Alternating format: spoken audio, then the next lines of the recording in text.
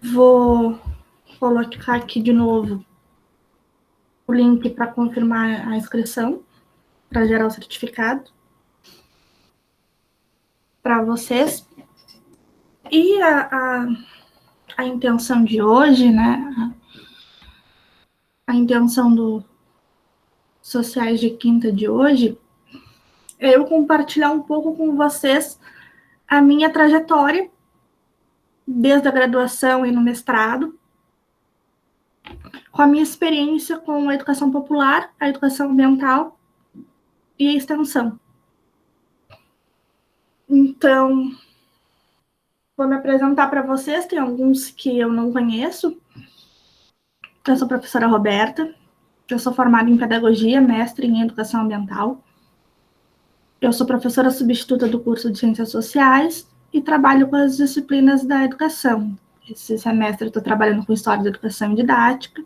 No próximo semestre eu vou trabalhar com Educação Ambiental, com Psicologia da Educação, Filosofia da Educação. E aí hoje, vocês devem estar percebendo que eu estou cheia de roupa, que eu estou num lugar muito frio. Eu sou do Rio Grande do Sul, de Rio Grande, mais especificamente, quase na fronteira com o Uruguai. Aqui agora está, deixa eu ver no meu celular, 11 graus e a sensação térmica, se eu não me engano, é 8 graus. Nós estamos com um dia de sol. Ontem estava muito mais frio que na minha cidade, é uma cidade litorânea, que está 1,2 metros acima do nível do mar, portanto é uma cidade muito úmida. Ontem choveu gelo. O pátio aqui da minha casa ficou bem branquinho, com umas bolinhas de gelo bem pequenininha, porque aqui não neva, porque tem que ser um tempo muito seco para nevar. E aí ontem choveu gelo, para vocês terem uma ideia do frio que está por aqui. Hoje está um dia mais agradável, nós temos sol, mas é um contraste que eu tenho com vocês, né? Com a região do Tocantins, com a região do Bico do Papagaio. Então, o meu objetivo hoje é conversar com vocês, é estabelecer um diálogo sobre as minhas experiências na extensão junto à proposta de educação ambiental popular, que eu venho chamando desta forma, com esse predicado popular, e que por meio de alguns autores, de alguns estudos, né, que me fundamentam a pensar nesta nomenclatura, e que eu venho reconhecendo algumas desses fundamentos da educação ambiental popular nos espaços de extensão em que eu atuei e que eu venho atuando. Então, quando eu ingressei na pedagogia, e aliás, antes de ingressar na pedagogia, eu vivenciei uma experiência de ser estudante, de ser educanda, na perspectiva da educação popular, né? De um pré-universitário popular. O que é um pré-universitário popular? É um pré-universitário, um preparatório para o ingresso na universidade. E no meu caso, o Enem, já era o Enem na época em que eu chego para a idade para buscar um espaço no ensino superior.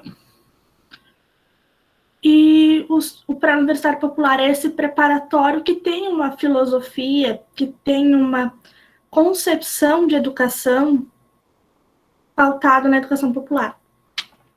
Então, esses pré-universitários populares aqui na minha cidade de Rio Grande, eles constituem um programa de extensão da universidade, que é o PAIETS, um programa de auxílio ao ingresso nos ensinos técnicos superior. E foi por meio desse pré-universitário popular daqui da minha comunidade, com educadores populares, com educadores que estavam no espaço da universidade, que eram voluntários nesse curso, para compartilhar os saberes, as áreas de conhecimento em que eles estudavam, para auxiliar no preparo ao Enem desses estudantes, e eu incluída nesses estudantes, foi que ingressei na universidade e fui fazer o curso de pedagogia. Quando eu chego na pedagogia, eu decido que eu preciso retornar para esse espaço de uma outra forma. Eu preciso, de certa forma, devolver, ou então um compromisso de também contribuir com aquele espaço da mesma forma que ele contribuiu para o meu ingresso e para a minha possibilidade de estar no espaço universitário, né? Estar na academia. Que para mim era um sonho muito distante, eu acho muito que não fazia parte dos projetos, dos desejos do grupo a qual eu pertencia, né, que são as camadas populares. Eu não me enxergava no espaço da universidade. E foi por meio do pré-universitário popular, Quinta Superação, que era o nome, que é o nome do pré-universitário daqui da minha comunidade, que eu pude sonhar, que eu pude realizar e estar na universidade. Então, quando eu ingresso na pedagogia, eu decido retornar ao mesmo espaço, um outro papel, numa outra função, enquanto educadora. E foi por meio desse retorno ao curso é que eu ingresso no programa de extensão, que é o PAIETS.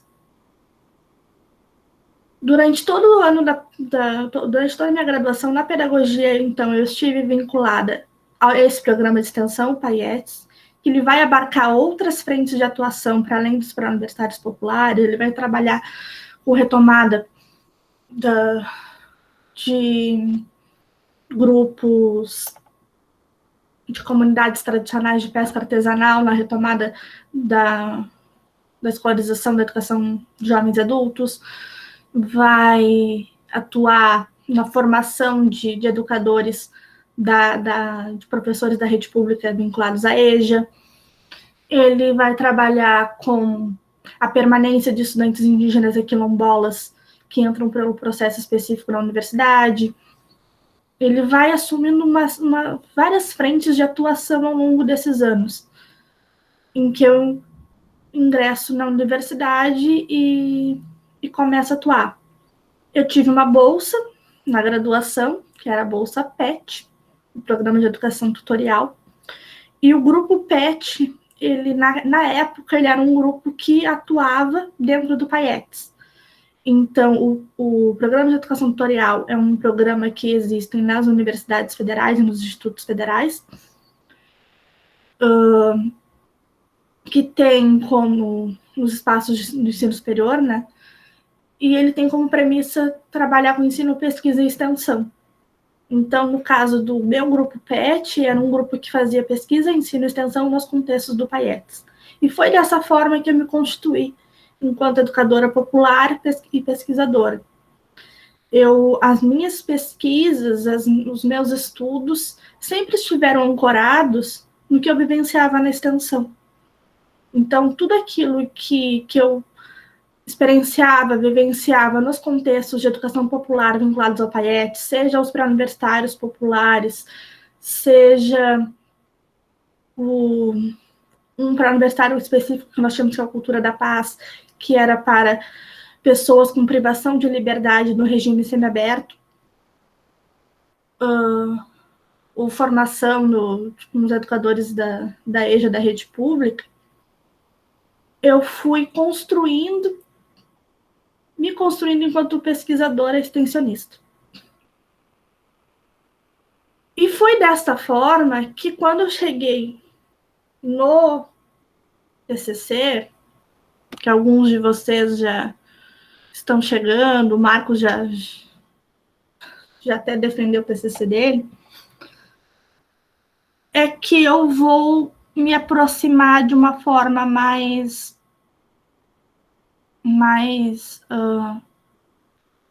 próxima, mais oficial, digamos assim, da educação ambiental. Porque foi por meio da extensão e dessas vivências com a educação popular e esses espaços de atuação de educação popular que eu fui reconhecendo que existia muitos saberes e muitas questões da pauta ambiental presentes, embora nem sempre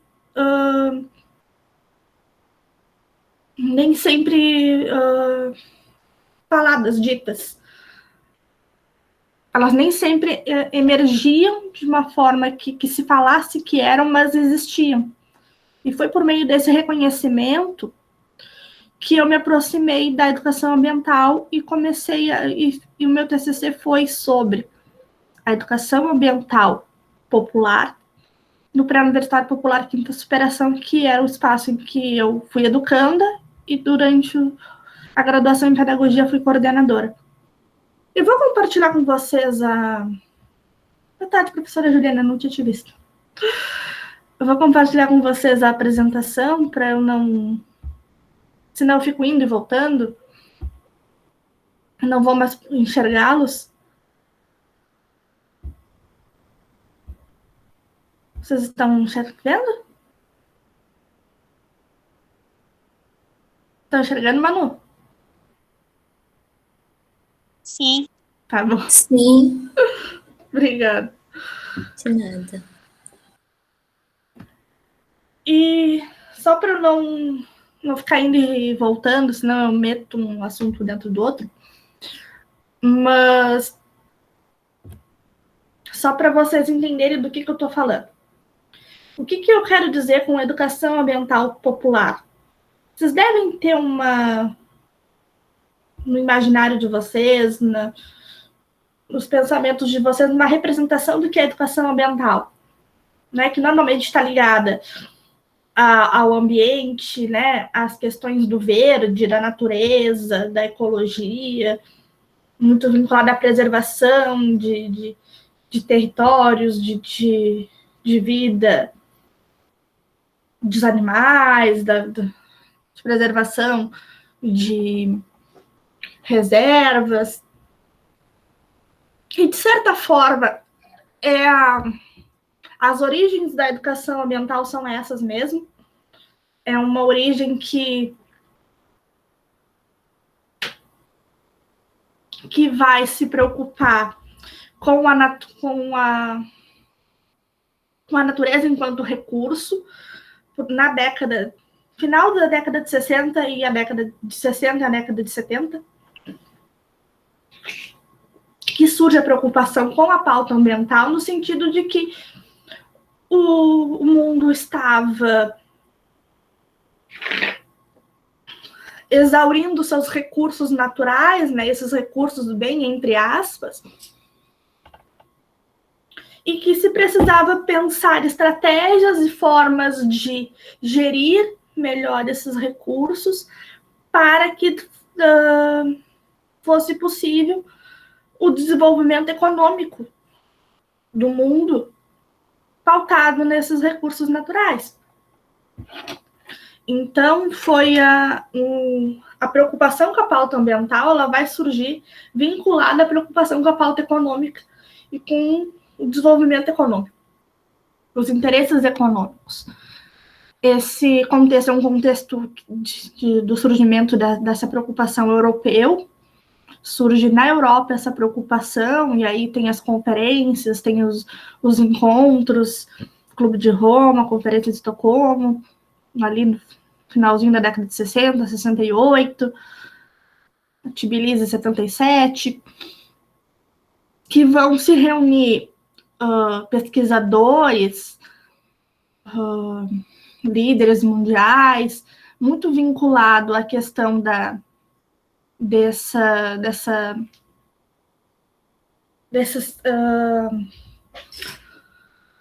conhecimentos técnicos, desses conhecimentos mais cientificistas, que vão discutir a pauta ambiental.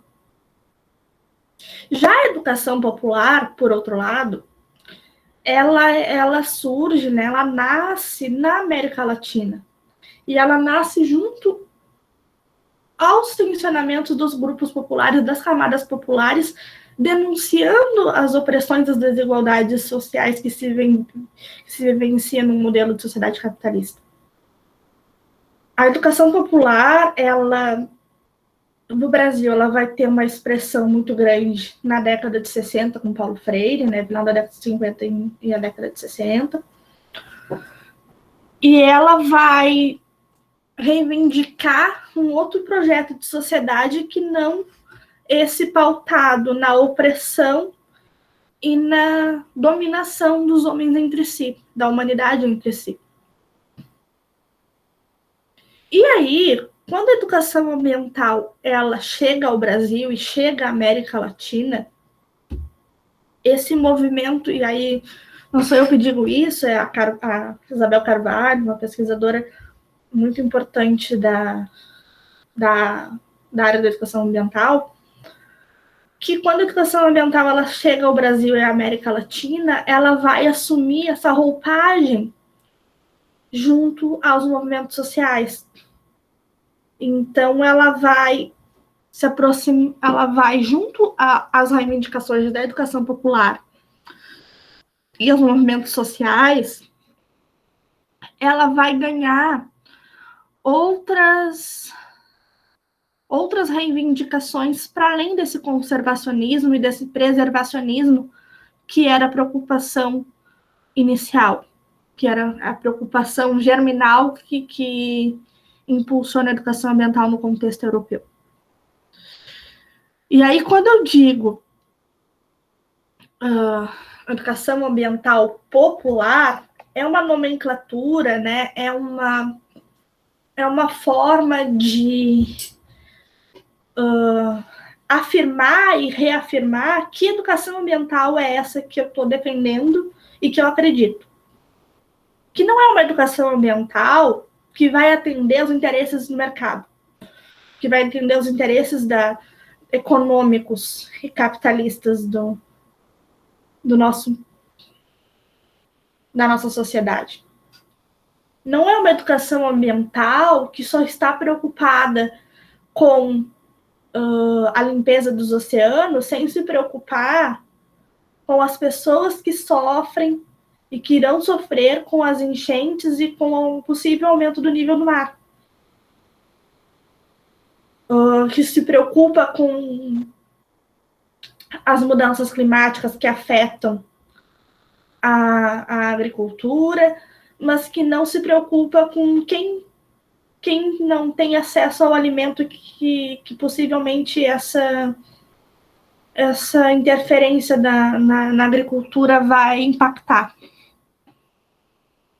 Então, existem várias, dentro do campo da educação ambiental, existem várias vertentes e muitas disputas sobre qual educação ambiental. E aí, a partir de Carvalho, da Isabel Carvalho e de outros autores, vai se pontuar esse predicado, essa adjetivação popular, afirmando, evidenciando a concepção de educação popular junto à pauta ambiental. Então, é dizer que a educação ambiental que eu defendo e que eu acredito...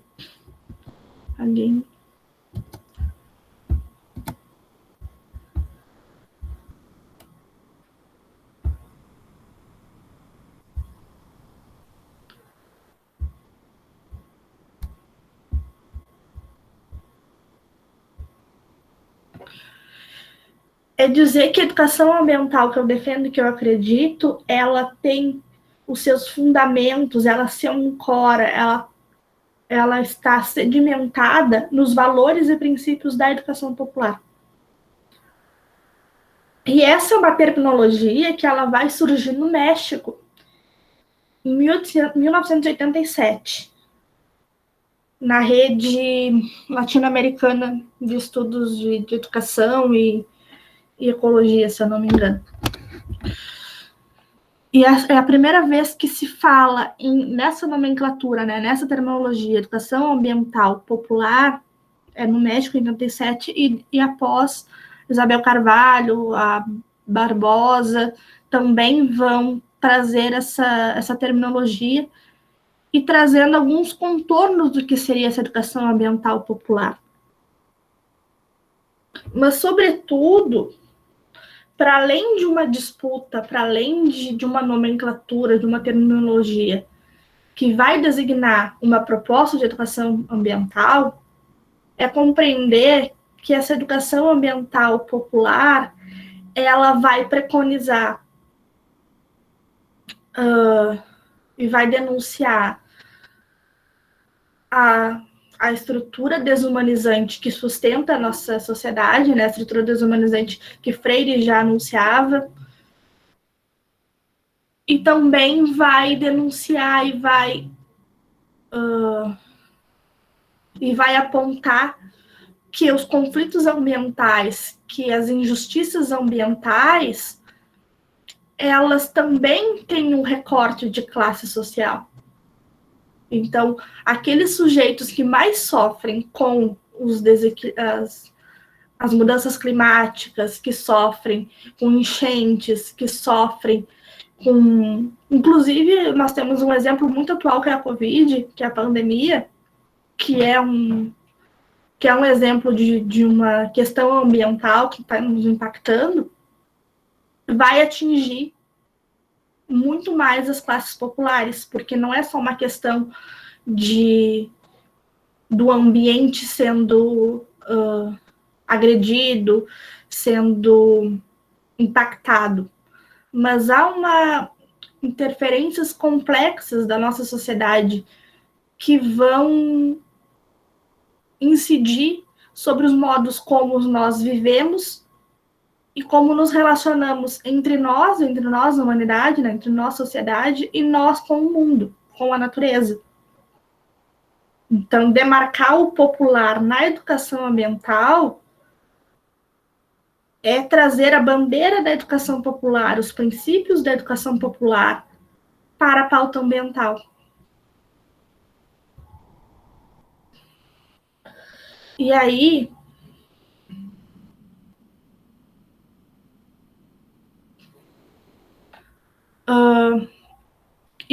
para chegar a essas formulações, né, para se chegar a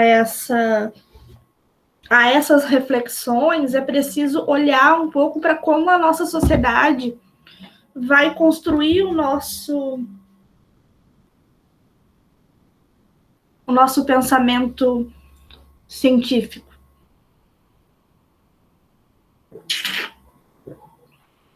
E aí é compreender que a sociedade ocidental, né, a nossa sociedade ocidental, ela foi marcada, ela é muito marcada pelo pensamento dualista, né?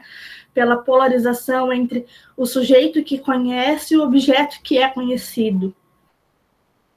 A gente vê isso desde a antiguidade, e aí nós temos o Platão, embora que o Platão não possa, a partir de alguns autores da filosofia, aponta que o Platão não era não tinha uma teoria dualista, mas acabou sendo o que foi mais divulgado no pensamento ocidental de Platão, foi a concepção mais divulgada, mais conhecida, que é o mundo das ideias versus o mundo real, as sombras e a luz, a perfeição versus a imperfeição, que o Platão, que é tão conhecido do Platão, embora ele fizesse a síntese em outros estudos, mas que não foram tão divulgados e a gente não tenha tido tanto acesso a esses outros estudos dele. Mas o que eu quero dizer é que desde Platão e Aristóteles, passando pela Idade Média, com Santo Agostinho, São Tomás de Aquino, e aí com uma grande expressão na modernidade, com Descartes principalmente, com a lógica instrumental, é que nós vamos dar os contornos, né? Nós vamos estruturar como nós concebemos a produção de conhecimento. E essa produção de conhecimento que vai impactar a educação e as formas de educação que conhecemos vão estar pautadas nesta relação cindida, dividida, polarizada, entre aquele que conhece e aquele que é conhecido. E, portanto, dá espaço para aquele que conhece, o sujeito que conhece, domine o objeto. Então, se nós temos essa premissa de que nós dominamos aquilo que conhecemos, é que nós vamos pautar a nossa relação com o mundo. Porque nós precisamos dominar o mundo, dominar a natureza, dominar as leis da natureza, para que possamos conhecê-lo e possamos desenvolver processos de conhecimento. Então, é por meio dessa lógica que nós vamos ter a autorização para compreender o mundo, né, a casa da vida, como chama a Solvay, a Lucy Solvay, ela chama o mundo de casa da vida. Então, essa casa da vida não vai ser uma casa da vida, muito pelo contrário, vai ser um espaço de recurso para o desenvolvimento da sociedade. Esse desenvolvimento pautado nas relações econômicas, pautado no desenvolvimento da economia. Então, é desta forma que nós vamos criar uma crise ambiental, porque não tem como sustentar uma lógica de desenvolvimento em que se extrai de forma desenfreada as riquezas naturais para o desenvolvimento da sociedade. E, ao mesmo tempo, vai ser uma crise tão civilizatória e educacional, porque nós também, a educação, os processos de educação, eles vão basilar e eles vão orientar as formas como nós nos constituímos e olhamos para essas relações.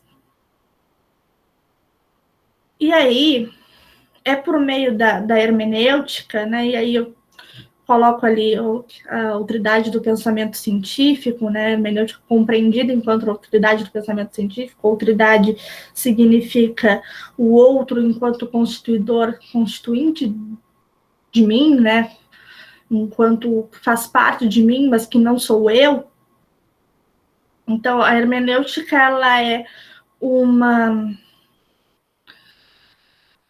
viabilidade na filosofia epistemológica de construir esse outro caminho de pensar os processos de construção de conhecimento que não esses marcados pela ciência moderna e pelas derivações que tem da ciência moderna.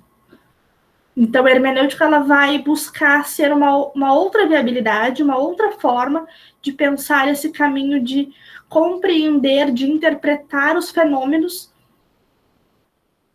sociais, culturais, os fenômenos que vivenciamos no mundo.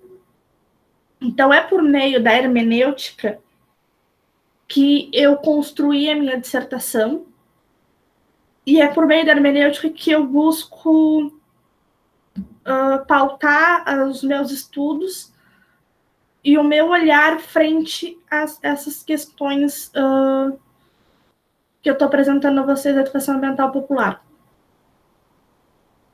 Então, a hermenêutica foi meu caminho metodológico, né? A metodologia, ela significa caminho, ela significa a forma de caminhar. Então, foi por meio dessa busca compreensiva sobre esses horizontes de abertura a outras formas de ser e de estar no mundo, foi que eu fui construindo o meu percurso de estudo na educação ambiental popular. E aí eu já falei para vocês ali no início, né, sobre esse nascedouro da educação ambiental e da educação popular, que são distintos, que são muito diferentes, mas no encontro junto à América Latina e as questões, as efervescências típicos da América Latina que não eram vivenciados na Europa ou na América do Norte, é que nós podemos olhar para essa proposta de educação ambiental vinculada à educação popular.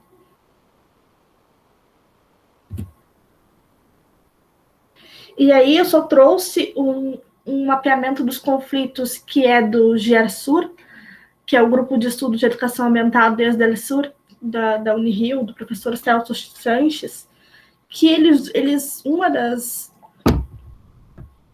uma das linhas de pesquisa deles, né, um dos pontos de pesquisa que eles têm nesse grupo, é o mapeamento dos conflitos e das injustiças ambientais na América Latina.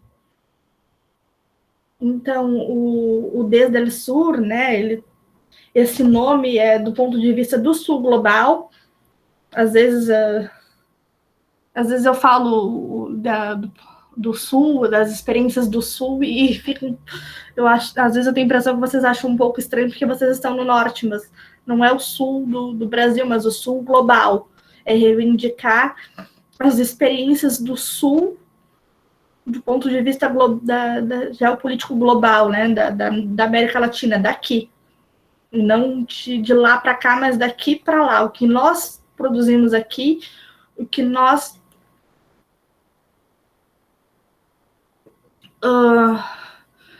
os nossos modos de conhecimento, os nossos modos de estar no mundo, que podem contribuir para as discussões globais das questões ambientais, né? E aí, eu só trouxe para ilustrar mesmo o quanto que nós temos aqui na América Latina conflitos e espaços de injustiça. Eles elencam um total de 618 casos desde 2000 de conflitos ambientais na América Latina, que vão se relacionar a vários tipos, a várias situações, mas que preponderantemente tem a ver com as questões geopolíticas globais, tem a ver com neoextrativismo, tem a ver com esse interesse interesses internacionais de explorarem as riquezas, os recursos, né, e entendendo o recurso entre aspas mesmo, porque a natureza ela não é um recurso da humanidade, mas a natureza, o mundo, ele é uma outridade, ele é um outro que nos constitui e que ele tem uma importância tanto quanto nós, a humanidade, temos para a vida do planeta, e que exploram e que extraem. E aí nós temos pessoas, nós temos a privatização de territórios, nós temos a privatização de água, nós temos disputas de terra, nós temos conflitos com as comunidades originárias, tradicionais. Nós temos uma série de questões que se vinculam à pauta ambiental, que se vinculam às questões do ambiente, mas que vão impactar diretamente as camadas populares, os grupos populares. Então, nós temos as mudanças climáticas que vão impactar, por exemplo, a migração de pessoas de um lugar para o outro. Nós temos os conflitos com das reservas indígenas e dos coronéis. Nós temos várias situações. Inclusive, a pandemia, como eu colocava para vocês, e o próprio estudo epidemiológico da UFPEL, professor Pedro Halal, ele aponta isso, né? E criticou o modelo o Plano Nacional de Imunização das vacinas, porque o estudo ele vai mostrar quem foram os mais atingidos e quem foram as pessoas que mais sofreram com a Covid-19. E, para nossa não surpresa, os que mais são atingidos e os que mais se infectaram são as pessoas mais pobres, são as pessoas que não têm acesso a saneamento, são as pessoas que precisam trabalhar, pessoas que enfrentam transporte público lotado, pessoas negras, porque evidentemente que tem esse recorte de que as pessoas mais pobres, a população negra é muito maior, pessoas que moram em comunidades com um grande número de pessoas numa mesma residência, no mesmo cômodo. São uma série de atravessamentos estruturais da nossa sociedade, econômicos, que vão também serem fatores importantes para se pensar os impactos ambientais. E é por isso que falar em educação popular e demarcar essa posição, né, essa nomenclatura, essa terminologia, ela é tão importante. Porque é adjetivando com a concepção popular de educação, é que anunciamos qual nosso projeto de mundo nós defendemos e nós lutamos para construir. Então, foi por meio dessa compreensão que eu fui reconhecendo os princípios e os contornos dessa proposta de educação ambiental na extensão. E aí, só para pontuar para vocês, é que ao longo desses anos em que eu venho estudando a educação ambiental popular, em alguns momentos eu me deparo com outros tipos de terminologia. O professor Frederico Loureiro, por exemplo, ele vai falar em educação ambiental transformadora, com os princípios freirianos. O grupo do professor Celso Sanches vai falar em educação ambiental de base comunitária. E eu não me lembro se tem alguma outra. Tem o professor Ivo Dickmann, trabalha com o nome de educação ambiental freiriana. Mas eu opto, né, eu escolho pela educação ambiental popular, porque eu entendo que é uma terminologia que ela foi lançada há muito tempo, desde 87 no México. Alguns autores já trabalharam e fizeram alguns estudos e sistematizações sobre isso nos anos 2000, o professor Regota, a professora Isabela Carvalho. E também porque eu entendo que o popular, né, a palavra popular, quando vinculada à educação, ou à educação ambiental, neste caso, ela traz uma abertura e ela traz um anúncio, pensando nas categorias freirianas, né, a denúncia e o anúncio, mas ela anuncia que educação é essa que nós estamos falando. Que a educação popular, ela muito mais do que uma proposta de educação, um modo de educação, uma abordagem, ela é uma concepção. Ela é uma postura diante do mundo. Uma postura de educação diante do mundo, daquilo que eu acredito, daquilo que me move, daquilo que me mobiliza. Então, vincular o popular à educação ambiental é trazer esse reconhecimento e essa postura de educação para a pauta ambiental. E aí eu trouxe para a gente dialogar e para eu contar um pouco para vocês das minhas experiências de extensão no Sul. E depois eu conto para vocês das minhas experiências no Norte, né? Que são mais recentes. Então, eu já tinha iniciei contando para vocês que eu sou ex-educanda de pré-universitário popular, vinculado ao PAIETS da FURG, e que foi nesse espaço que eu me reconheci enquanto extensionista e pesquisadora. E aí, só para pontuar para vocês que o PAIETS surge em 2007, os pré-universitários populares aqui na minha cidade surgem no ano de 2000, portanto, os pré-universitários populares eles são mais antigos que o programa de extensão.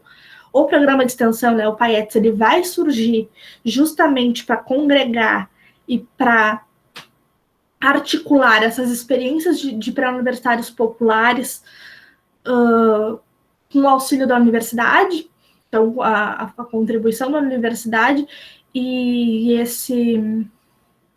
essa articulação com essas experiências para fortalecer as experiências e essas lutas que é uma luta em comum, que é a luta da democratização do espaço do ensino superior. Então, eu sou egressa desse pré-universitário popular, qual eu sou coordenadora, inclusive, até hoje. E aí eu ingresso na universidade e me vinculo ao PAIETS e ao PET, que é o programa em que eu tinha a bolsa a bolsa em que eu trabalhava, né?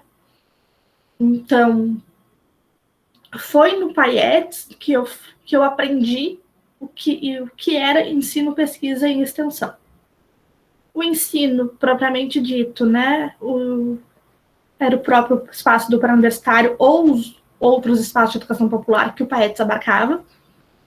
Então, eu era uma educadora popular, eu trabalhava ainda sou, né?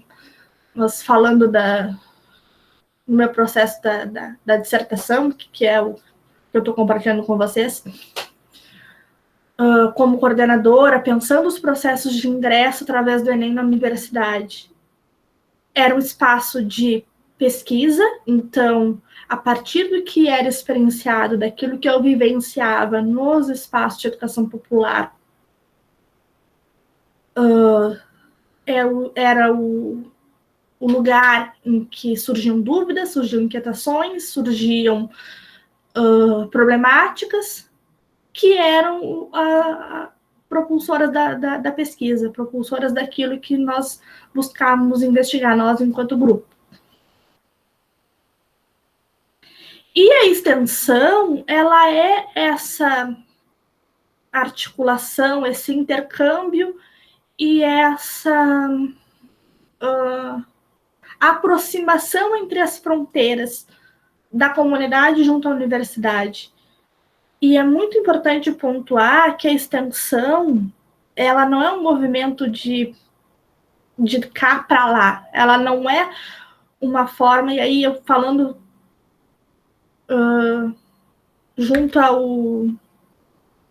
pensando no livro do Extensão à Comunicação do Paulo Freire, né?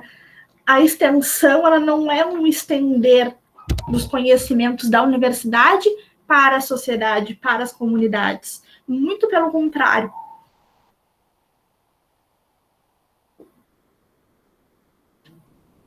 A extensão é um espaço de aprendizagem, de acolhida e de escuta sobre aqueles conhecimentos e aquelas formas de saber, de produção de saber, que contribuem para a nossa formação. Então, é muito mais no sentido de aprender com as camadas, com as comunidades, com a sociedade, e a partir desse aprender com construir novos conhecimentos e novas possibilidades de produção de conhecimento, de saberes, é que se constrói as relações extensionistas. Então, por meio dessa postura, e junto à educação popular, né, porque isso é preconizado junto à educação popular, essa postura de acolhimento e de escuta, muito mais do que de levar algo, de estender algo. Então, foi por meio dessa compreensão, dessa atitude de escutar, dialogar e de aprender outros modos de se pensar a produção de conhecimento, outros modos de aprender sobre outros sentidos de modos de vida, de ser e de estar no mundo, é que eu percebi os saberes ambientais que estavam presentes nessas relações. Porque, voltando lá nas questões dos conflitos, é notório o quanto que existem pelo menos duas lógicas de pensar as relações humanas no mundo.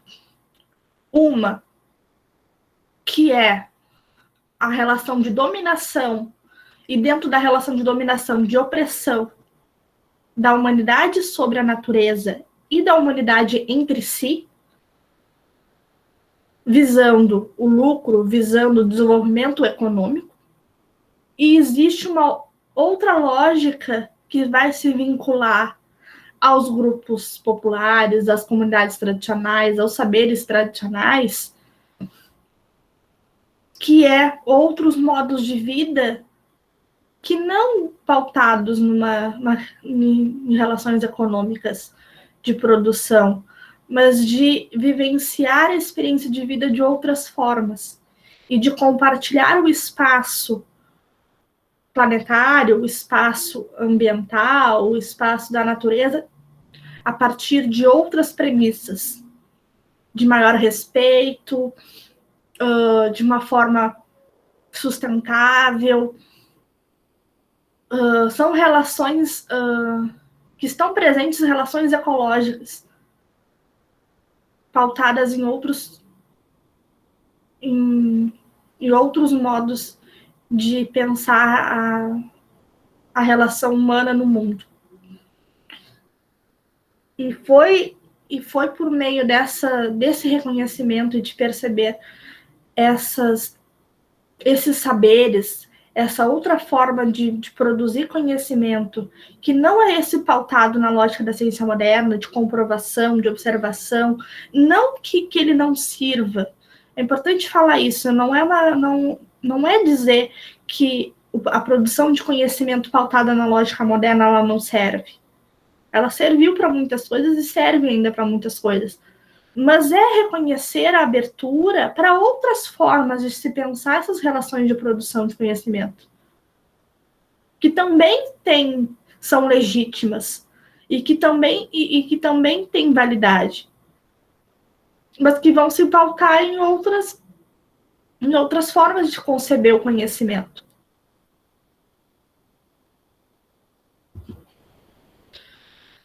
E aí, pensando nas minhas experiências do Sul, né, pensando nas minhas experiências enquanto uma educadora popular, que fui me reconhecendo enquanto uma educadora ambiental popular, que fui reconhecendo essas relações ambientais presentes nos contextos de educação popular, é que eu vou encontrar nas minhas experiências do Norte também essas relações. E aí, o Loureiro, por exemplo, o professor Loureiro, ele vai dizer que a centralidade da educação ambiental ela é a vida. E a professora Michele Sato, diz que toda educação ela é uma educação ambiental porque ela acontece num contexto, ela acontece num ambiente. Portanto, não há como dissociar as relações de educação das relações ambientais. E é imbuída dessas compreensões que eu identifico que na minha atuação e nas minhas andarilhagens, como o Freire colocava, né, nas minhas andarilhagens enquanto educadora aqui no Sul e também quando eu estive no Norte, é que esses saberes da educação ambiental popular, eles emergem. E aí eu trouxe para compartilhar com vocês a minha experiência, a minha única experiência no Norte, presencial, quando eu estive em Tocantinópolis, no ano de 2019, a convite da professora Lisiane, para fazermos um curso, né, ministrarmos um curso de formação de educadores populares no contexto de jovens e adultos. Na UFT, não lembro na época se era o UF, já estava na transição para a UFNT, mas, enfim, foi quando eu tive o meu primeiro contato com Tocantinópolis, com a região do Bico do Papagaio, e que nós fizemos um curso de curta duração, se eu não me engano, foram 20 horas ou menos, em que falamos sobre a educação popular, falamos sobre extensão, falamos sobre os saberes, a produção de saberes nessa outra lógica que não pautada na ciência moderna e que constroem e constituem o espaço da extensão e o espaço da educação popular. E também nessa oportunidade, quando eu conheci a professora Cássia, acabei me vinculando ao grupo de estudos e pesquisas em História, Educação e Artes, o GPE. Que o GPE, inclusive, traz uma linha de educação ambiental, educação popular e educação do campo. Em que eu fui me aproximando das questões ambientais do norte do Tocantins.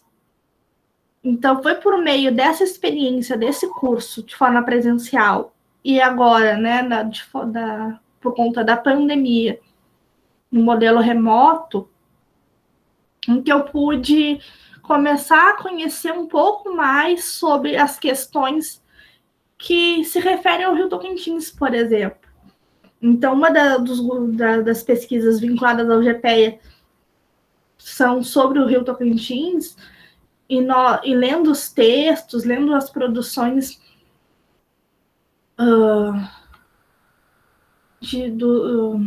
as questões históricas de como o Rio Tocantins ele vai ser cenário para a construção de Tocantinópolis, da região, e de como as barragens, por exemplo, elas vão impactar essas formas de se relacionar com o Rio Tocantins,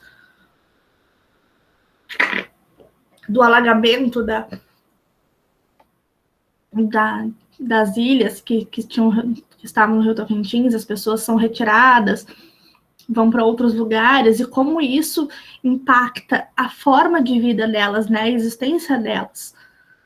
Porque elas tinham uma forma de viver, elas tinham uns saberes ali sobre as épocas que o rio estava cheia, sobre as épocas que o rio estava mais seco, sobre os peixes, em épocas que o peixe tinha mais um peixe ou tinha mais o outro. Era uma forma de vida que se vinculava e que se materializava por meio da relação com o Rio Tocantins. E quando vem a barragem para a construção da hidrelétrica, isso profundamente impacta não só o território em que essa pessoa mora, em que essa família, essa comunidade reside, mas sobre como a vida dessa pessoa se constrói, a existência dessa pessoa se constrói, porque não é uma questão de mudar de território, mas mudar a sua forma de vida, a sua forma de se relacionar com o mundo. É uma questão ontológica. E por isso a pertinência da educação ambiental popular, para olhar para essas questões e olhar para esses fenômenos, não só pensando sobre a degradação ambiental, sobre os crimes ambientais, mas sobre essas relações que estão presentes, que constroem a humanidade e constroem as relações dessa humanidade com o mundo. Então, é por meio dessa compreensão de que eu posso dominar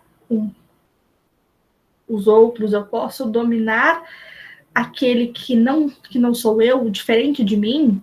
Então, o diferente é a natureza, o diferente é pessoas que pertencem a outras classes sociais, é que eu tenho autorização para cometer esses impactos, promover essas mudanças, essas transformações, né, nesse ambiente. E aí, de um outro lado, numa outra lógica, nós temos a compreensão de que a natureza e a humanidade são outridades nossas e que nós compartilhamos a casa da vida, que nós compartilhamos a vida no planeta, nós temos uma outra forma de pensar essas relações, que são ter relações mais horizontais e mais dialógicas e mais justas. E aí essas compreensões, elas só foram possíveis por meio da extensão, por meio dessa possibilidade de compartilhar e de aprender com as comunidades, com as camadas populares, com aqueles que não estão na universidade, mas que também fazem parte da universidade, que também constroem a universidade. Então, é pensar uma outra lógica de produzir conhecimento, de construir relações mais horizontais entre a humanidade e outra forma de conceber a existência e as formas de relacionar essas existências no mundo. E aí, para finalizar, né, eu só escrevi 2 considerações, né, que eu entendo que seja princípios para os educadores ambientais populares, né, que por meio da educação ambiental popular reconhece-se a reinvenção da pauta ambiental a partir do olhar popular e a reconstrução de um projeto de sociedade e historicidade da questão ambiental através dos grupos populares e da educação popular.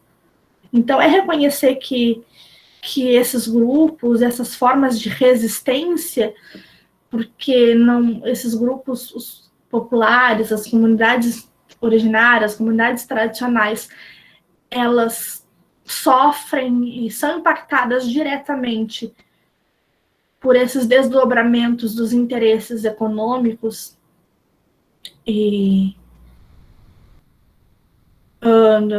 do nosso mundo, mas elas também são formas de resistência, de reexistências, que nos ensinam como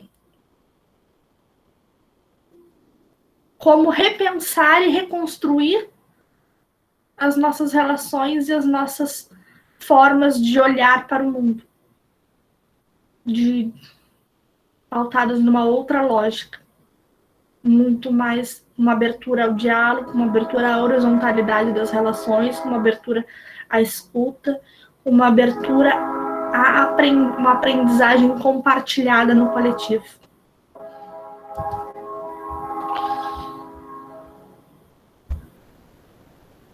Então, oi, professor Batista.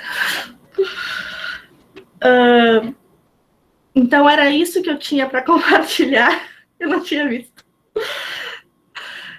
Era isso que eu tinha para compartilhar com vocês, das minhas experiências, das minhas aprendizagens, das minhas andarilhagens. Eu vou colocar aqui de novo o link para a confirmação certificado. E não sei se alguém quer comentar alguma coisa, se tem uma dúvida, alguma inquietação.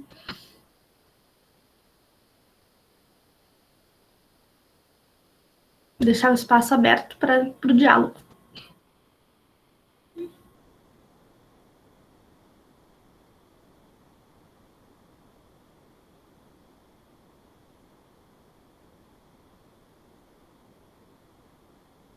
Não, gente, tá todo mundo quietinho.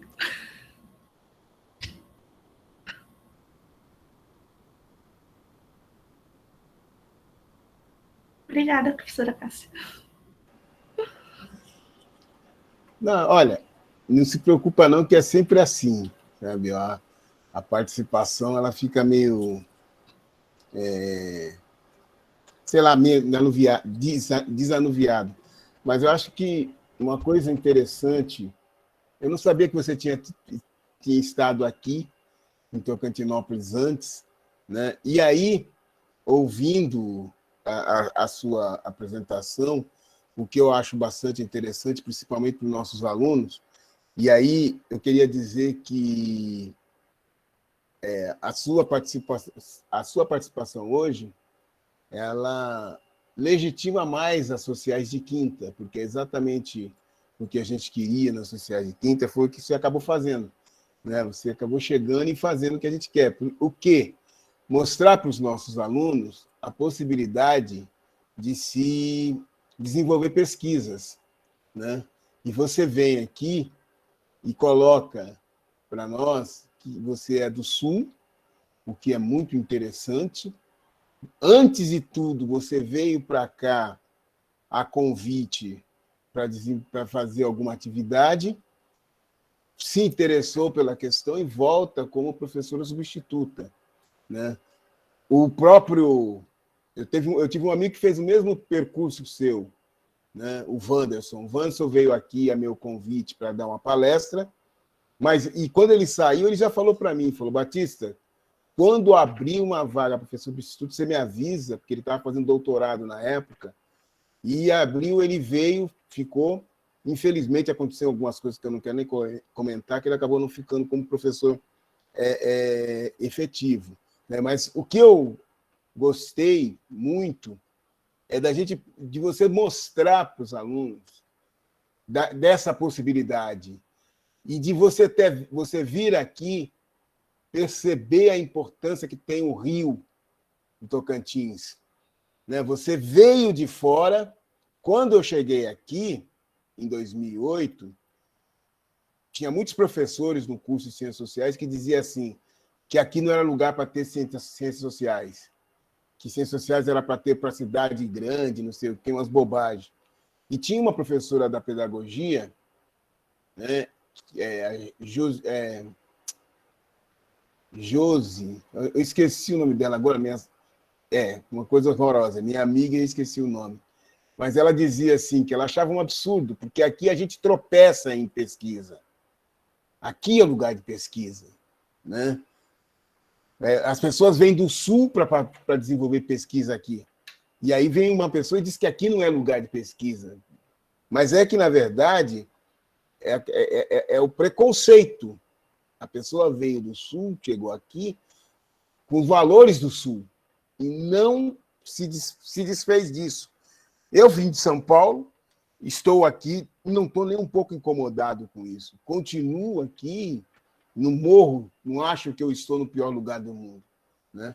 E isso eu espero que os alunos aproveitem isso, e eu quero dizer para vocês, tirem dúvidas, porque eu acho, Roberta, que é muito legal eles saberem quais são as experiências. Você colocou aí o método que você usa, a questão de você fazer da hermenêutica, né? E você tem existem outras escolas, você colocou da hermenêutica, espero que os alunos saibam o que significa isso, né? Que não são só ouvir, mas é muito legal, gostei de ouvir. Eu cheguei um pouco atrasado porque eu estava escrevendo um artigo, né? Pô, e o pior é que para entrar no seu coisa, eu acabei fazendo uma bobagem aqui, eu até perdi o que eu tinha escrito no final.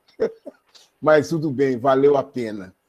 Parabéns, eu acho que valeu a pena, você está entendendo? Na minha opinião, você contribuiu demais para nossas sociais de quinta. E para quem está recém-chegada, eu acho, não estou fazendo média, não. É verdade.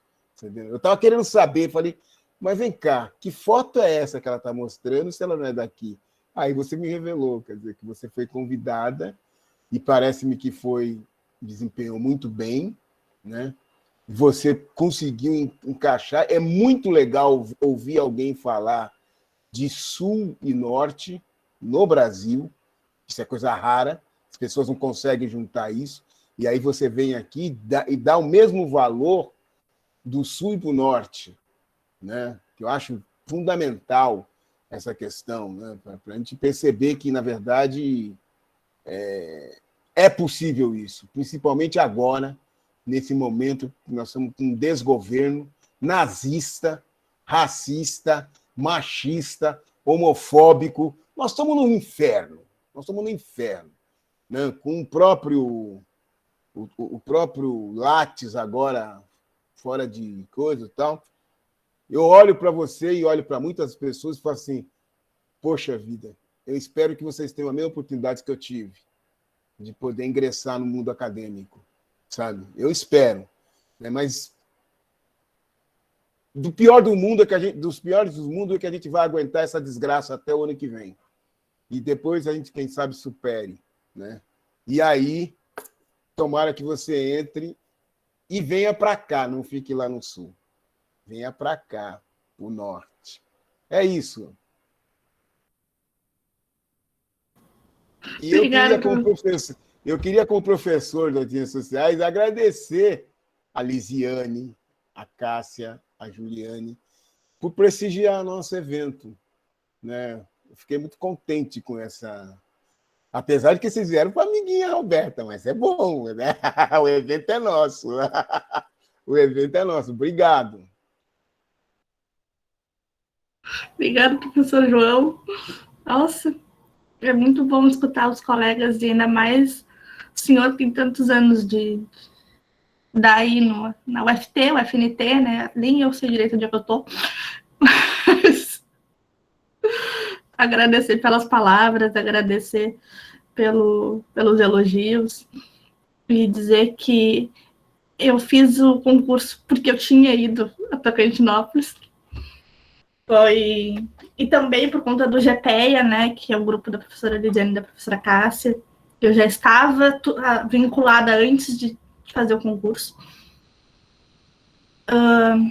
E eu acho que talvez, assim, se eu fosse do norte do estado, talvez eu tivesse um outro olhar sobre as questões do sul. Mas eu estou numa cidade que tem uma riqueza muito grande das questões populares. Nós temos centros de a cidade é uma cidade que tem religiões de matriz africana muito forte, nós temos um movimento negro muito forte, nós temos aqui questões e a nossa forma, a construção da nossa cidade muito forte aos operários, muito forte aos pescadores, e o meu encontro com a educação popular. E aí eu penso que Paulo Freire colocava, né, a educação, ela só é educação de fato se ela promover a humanização. Ela não é uma agregar conhecimentos, mas ela é um processo de humanizar-se, de ser mais. E é isso que eu entendo que foi o meu processo de educação na escola pública e depois na universidade por meio do PAETS, por meio da extensão. Muito mais do que da pedagogia. Foi um processo de humanizar e de compreender que não há saberes mais e saberes menos, não há regiões mais importantes que outras, mas há saberes e há conhecimentos que nós temos que aprender junto em comunidade, no coletivo. E eu entendo que isso é uma postura minha de educadora popular. é uma postura que nós temos que ter na educação popular, que é esse olhar diante das relações do mundo. Não de hierarquização, não de uma verticalização, mas de horizontalidade, uma horizontalidade verdadeira, de um diálogo verdadeiro, que pressupõe a escuta, que pressupõe a escuta sensível, do olhar sensível às questões que permeiam as desigualdades sociais, que permeiam as injustiças, e o que nós temos para aprender com esses sujeitos, que tem lutas diferentes das minhas muitas vezes, né? Tem. Eu não sou negra, por exemplo, mas eu sou mulher. Eu não sou pescadora, mas eu sou filha de trabalhadores. Então, são lutas que são diferentes, mas são lutas diante de um sistema opressor. E é isso que eu busco traduzir no meu modo de ser. Professora Cássia? Boa tarde a todas e a todos. Primeiro, agradecer a oportunidade. Agradecer também a generosidade do professor João Batista, sempre muito generoso quando observa a nossa presença e a nossa participação. Já estive em outros momentos nas sociais de quinta, mas nem sempre a gente consegue, infelizmente, né, professor João? O senhor até disse que estava escrevendo um texto, a gente tem tantas coisas e a gente, infelizmente, não consegue participar tanto quanto gostaria. Mas hoje a gente está aqui, eu estou aqui especialmente para prestigiar o trabalho da professora Roberta, que é uma parceira já de algum tempo do GPEA, que é o Grupo de Estudos e Pesquisa em História, Educação e Artes, aqui da UFT, UFLT, e ela é membra e vem atuando, desenvolvendo um trabalho exemplar, e eu pedi a palavra nesse sentido para falar que o professor João Batista, ele coloca essa questão da pesquisa, né, do quanto o olhar, talvez, de pessoas do Sul, para a riqueza e a potência que o Norte tem, nessa questão da pesquisa mesmo. A gente tem 2 projetos de pesquisa no Rio Tocantins, os 2 com bolsistas de iniciação científica. A gente tem desenvolvido bastante essas pesquisas, e uma abordagem que a professora Roberta trouxe para o grupo, e a professora Elisiane também traz, é muito dessa questão de que a pesquisa ela funciona com a extensão. E é uma riqueza enorme que, às vezes, a gente não trabalha muito, né? O quanto elas não são campos separados, assim, completamente distintos, embora muitas vezes se apresente dessa forma, né? Mas o quanto há uma potência enorme de trabalhar a pesquisa junto com a extensão e articular esses saberes que são complementares. Então, meu comentário era só nesse sentido de agradecer a professora Roberta pela pesquisa, pelas palavras, e por esse olhar entre pesquisa e extensão que é muito valioso para nós. Obrigada. Eu que agradeço, professora Cássia, também. A professora Cássia me acolheu, apesar da professora Cássia ser minha vizinha de cidade, né, a cidade dela é vizinha da minha, eu conheci ela em Tocantinópolis. Eu a conheci lá, e ela me acolheu, e muito mais à distância, né, porque eu vi a Cássia somente lá em Tocantinópolis, depois só interajo com a Cássia de forma remota, mas ela é uma amiga muito querida e muito generosa, e que também me ensina muito sobre como ser professora no espaço da universidade, no ensino superior, como pensar essas relações, inclusive as relações no grupo de estudos e de pesquisa, né, de como, inclusive a organização, que é uma coisa que eu invejo muito da Cássia. A Cássia é uma pessoa muito organizada. E só agradecer mesmo a presença dela aqui. Lise?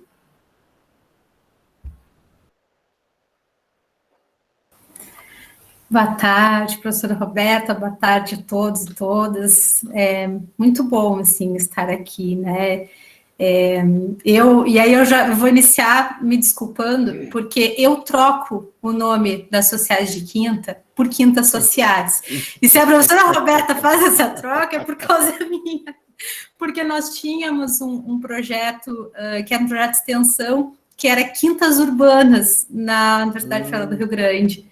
E aí eu misturo as duas, né? E era um espaço que eu também gostava muito de participar. Então, assim, também, assim, faço das palavras da professora Cássia as minhas, no sentido de que gosto muito de estar aqui e minha fala, além né, de não teria como não falar nada para a Roberta, porque a Roberta é uma profissional e uma amiga, né? É uma grande amiga que eu aprendo sempre muito, né, cada vez mais com ela. Mas eu também queria falar desse espaço, e aí, considerando, inclusive, que temos aqui a presença de estudantes, né, dizer que eu acho um espaço bonito que vocês têm, professor Batista e professora Karina e professora Roberta. Acho que são esses professores do curso que estão aqui, né, vocês me perdoem se eu tiver, eu estava no celular, e aí muito ruim, porque a gente não consegue visualizar todos, por isso também estava com a câmera fechada.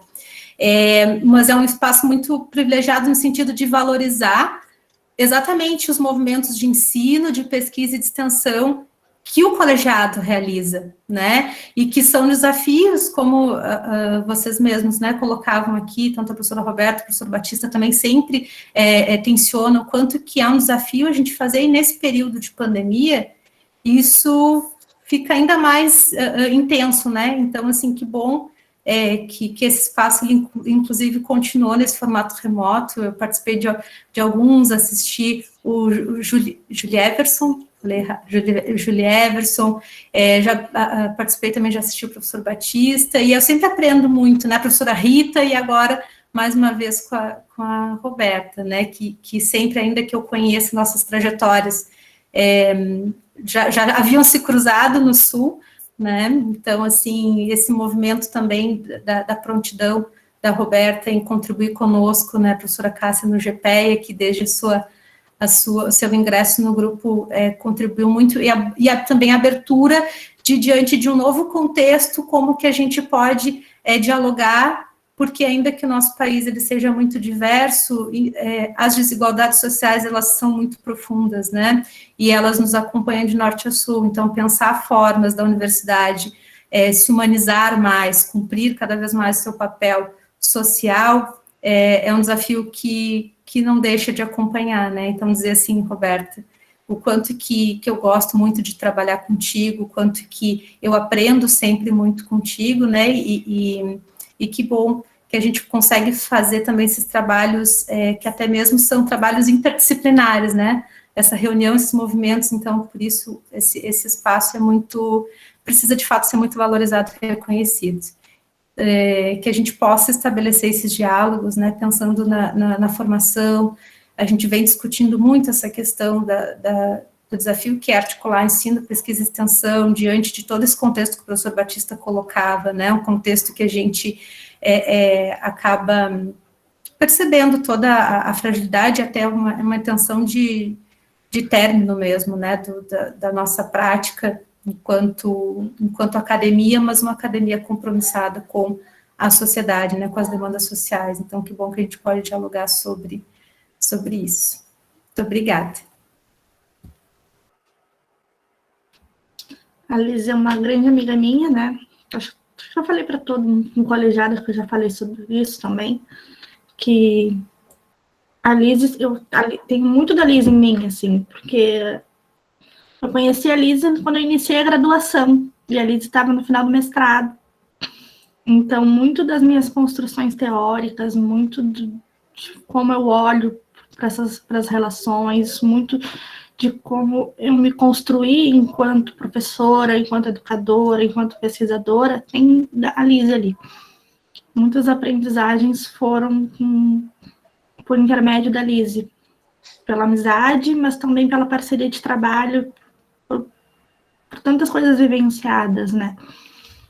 E também o meu encontro com o Norte tem da Liz, né? Porque se a Liz não tivesse me convidado para ir visitá-la e propor o curso de formação, talvez eu não estivesse aqui. Então, a Liz, ela tem marcas muito profundas no meu modo de ser. A professora Karina deixou um comentário no chat, ela está com enxaqueca. Aí eu vou ler. Roberta, mesmo atuando à distância no Tocantins, mas já conhecendo a região, como você pensa a educação popular na relação com o extremo norte e o extremo sul do Brasil, a partir das ideias apresentadas por você? O rio é um elemento importante, constituinte das sociabilidades e dinâmicas formais e informais nessa relação.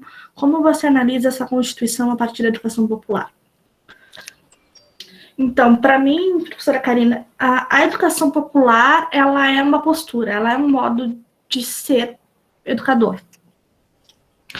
E Paulo Freire, ele já colocava, né, que o interessante não é copiar a educação popular, não é copiar Paulo Freire, mas formas de buscar a reinvenção da educação popular e a reinvenção de Paulo Freire diante dos cenários, diante dos desafios que nós encontramos. Então, a educação popular, para mim, ela é isso, ela é essa concepção que vai nos trazer princípios, nos trazer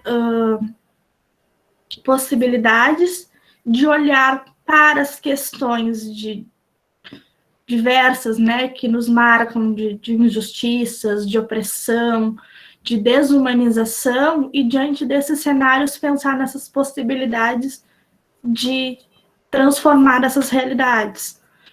Então, aqui, por exemplo, na minha cidade, nós temos os pré-universitários populares, porque nós temos muitas pessoas que não têm acesso ao ensino superior, muitas pessoas com muitas dificuldades, nós temos muitos cursos pagos e que as pessoas não têm condições de acessar, e os pré-universitários vão surgir por conta disso, por conta dessa demanda e dessa reivindicação de estar no espaço da universidade.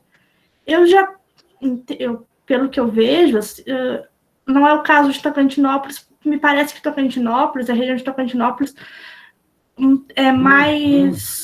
tem mais possibilidade de acesso ao FNT e ao FT. Não sei se eu estou equivocada. Mas eu penso que nós temos... O Rio é um espaço muito importante para olharmos. E as relações que se desdobram a partir do Rio. E da questão dos pescadores, as quebradeiras de coco, que eu também, na época, quando eu estive, eu não conheci, mas junto ao GPEA já escutei muito sobre as quebradeiras de coco, e que nós temos possibilidades educativas nessas questões, e talvez outras tantas que eu nem tenha tido contato ainda, que eu nem soube ainda, de outros cenários que estão na região do Bico do Papagaio. Eu conheço um pouco do Rio Tocantins por conta do GPEA, por conta das pesquisas das gurias, em que nós fizemos um grupo de estudos para pensar sobre a historicidade desse rio, de como esse rio ele foi importante para o desenvolvimento da região, e, ao mesmo tempo, como esse rio ele é um constituidor de existências. Ele é uma outra idade para essas comunidades que se constituem às suas margens. Então, tinha até uma dissertação, eu acho, uma tese, eu não me lembro, que nós lemos, que era as margens, e fazia esse trocadilho, né, das margens do Tocantins, enquanto as margens, né, a fronteira do rio, da travessia da areia para a água, mas também a margem de estar à margem da sociedade, a região norte, principalmente. Então, é um espaço que eu vejo muita potencialidade para pensarmos ações, para pensarmos espaços de educação popular, para pensarmos propormos outras formas de pensar sobre a construção de conhecimento por meio do rio, de como se relacionar com esse rio, e de qual é a centralidade que esse rio assume para a região e para essas comunidades que têm a subsistência vinculada ao Rio Tocantins. Porque muito mais do que um lugar que eles pegam peixe, por exemplo, é um lugar em que eles constroem a relação de vida e dão sentido à vida por meio da interação com o ambiente. Então, é nesse sentido que eu fico pensando a contribuição da educação popular e da educação ambiental popular na região norte. Tanto quanto na região sul, mas nós temos outras... São regiões diferentes, geografias diferentes, mas era o que eu falava para o professor Batista, são lutas de superação, de transformação para um outro mundo em que nós não tenhamos mais opressões e mais dominação de uns sobre os outros. Então, é essa luta, né, essa grande luta que nós buscamos tensionar. Obviamente que nós conseguimos arranhar algumas dessas estruturas, porque é toda uma estrutura que sustenta a sociedade, não é só dizer que nós vamos derrubar o sistema, mas eu acredito que nas pequenas transformações, nas formas de olharmos para essas relações, na humanização, nos processos de humanização que se constroem nessas relações educativas, é que nós podemos vislumbrar a construção de um outro horizonte.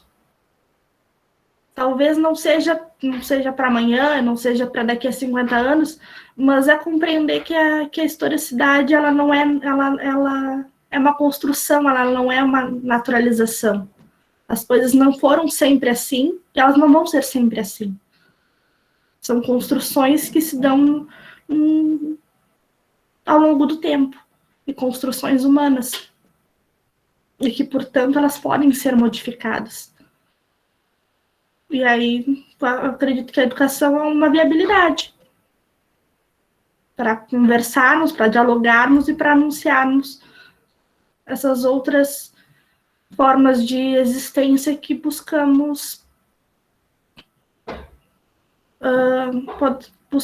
poder viver.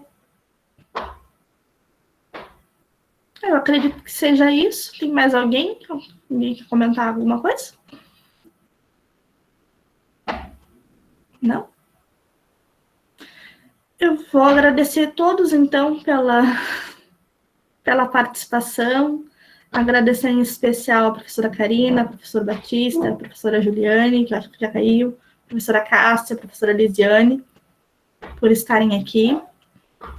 Dizer que eu me sinto muito acolhida no curso de Ciências Sociais, eu sempre compartilho isso com as gurias, com a Lise, principalmente, que eu converso mais, que eu gosto muito do curso, eu gosto muito do colegiado, eu me sinto verdadeiramente acolhida, com muito afeto, com muito carinho. E aí já colocar que agradeço muito o espaço que vocês, enquanto colegiado, enquanto curso, abriram para mim.